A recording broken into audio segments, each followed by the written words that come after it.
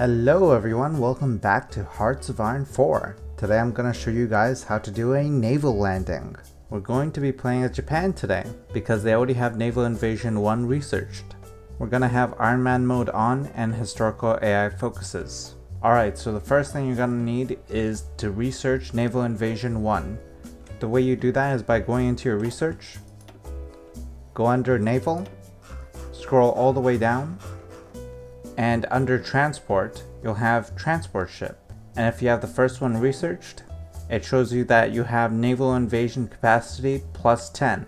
So that means you can choose up to 10 troops in order to do a naval invasion. Every single land unit in Hearts of Iron 4 can do a naval invasion. So you can get any 10 troops and get them to do a naval invasion. It's also wise to give them a commander. And the way that you set up your naval invasion order is by clicking on this, going to a naval port that you own, left clicking on that port, and then right clicking where you want to naval invade. And you can select different areas with it. So these 10 divisions will be used to invade these 5 tiles. And they're going to spread divisions, so each of these tiles is going to be 2 units. We want to just have them focus on getting this naval base. Naval bases are important in order to keep your troops that have naval invaded supplied. If you don't have a naval base, those troops are going to suffer attrition. The second step of performing a naval invasion is going to your strategic navy map, choosing a navy, and again you can give them a commander. Right clicking on the area you want them to secure. In order to perform a successful naval invasion, you need every single tile that your naval order goes through to have naval suppression above 50%. It takes a certain amount of convoys, and it takes 70 days to prepare a naval invasion on the first naval invasion research. Later on you'll be able to naval invade with more troops and reduce time. And the final thing is pretty much to actually be at war with the country you have a naval order set up with. So in this game, I'll go ahead and prepare going to war with China. I should also mention that there are special forces named Marines, and they can help out with naval invasions.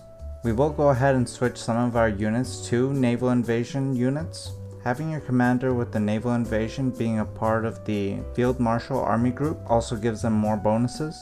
You can also go ahead and check what the level of the navy base is by clicking on that tile. You can see this is a level 2. Higher levels of naval bases gives your troops more supply and more supply room. Also, just for an example, if you had a naval invasion order going all the way through here and going to the British Raj, what you'd have to do is pretty much have naval superiority along every single sea tile and be at war with the country you're going to be naval invading. If no divisions are selected for the naval invasion, then perhaps you've already capped your naval invasion capacity, or that you don't actually have your units selected for that naval invasion. To make sure that they're selected for that naval invasion, go ahead and just assign them to that naval invasion. But these units have already been assigned, so they're not going to be able to be assigned here. There are certain naval traits that you can get as your commander. You can get the Invader trait, which helps out with naval invasion preparation time, and the actual amphibious invasion speed. You can also go ahead and get more supply grace and more bombardment bonus. But to be honest, you really won't need any of this. With Japan, you can also get the inter-service rivalry, and under that you can also go ahead and form raiding regiments, which increases your special forces capacity multiplier. If you do that division, you can go ahead and add even more. You can add even more naval divisions.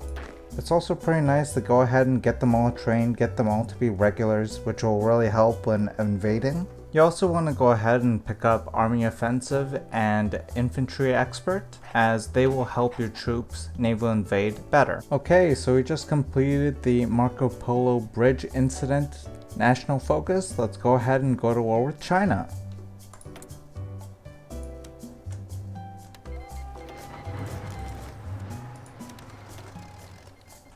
Alright, so first thing we're going to do is go ahead and set our naval ships onto Strike Force, or X. And you see the screen, We can see that our naval supremacy is currently at 96%. So we'll go ahead and activate our naval units. Alright, since all the conditions have been met, they're gonna go ahead and attack. You also want to be careful for garrisons, as that might hurt your chances of actually taking a naval base, and usually these nations are gonna have them garrisoned, so make sure that you're able to take them out, or you can try to naval invade around it and then try to attack it by land. Since this is only a naval base that's level 2, let's go ahead and get this naval base, as it's a level 5 naval base. Since we're able to take this naval base, let's go ahead and bring the rest of our army. We had an army saved up here just for this moment. If you naval invade without taking any naval bases, what will happen to your units is that they'll get suffered by attrition and pretty much die. And it'll be the same as though they were just encircled. Alright, now that our other army is here, let's go ahead and set up yet another naval invasion. And as you guys know, it takes 70 days to prepare the naval invasion. We also currently have all the naval supremacy we need. So all we need is this tile right here. But one of our naval invasions is also going to be going ahead and trying to strike here. So we need the naval invasion supremacy over here as well. Alright, I'm going to go ahead and show you guys one more naval invasion. Let's go ahead and naval invade. Alright, as we can see, the naval invasion here is currently going through some trouble, so they put a garrison right here, but since we're gonna have a naval base anyway, we don't really need this one, but we'll try to get it anyway. Alright, so once you make a naval invasion, you can go ahead and attack it through the land and try to help these naval invasion continue. Just having your units here is going to be enough to really confuse the enemy and try to come over here. They're going to try to beat you up over here, but that means they're going to have to abandon this front over here, which is the main front. Alright, as you can see, they're currently trying to move some units towards my naval divisions. And there we go, we were able to take that naval base. So if we just have them here now, they're going to be able to go ahead and pretty much distract the enemy, while our main forces are going to go ahead and crush them all. Okay, so I went ahead and also took the rest of China. Okay, now gimme.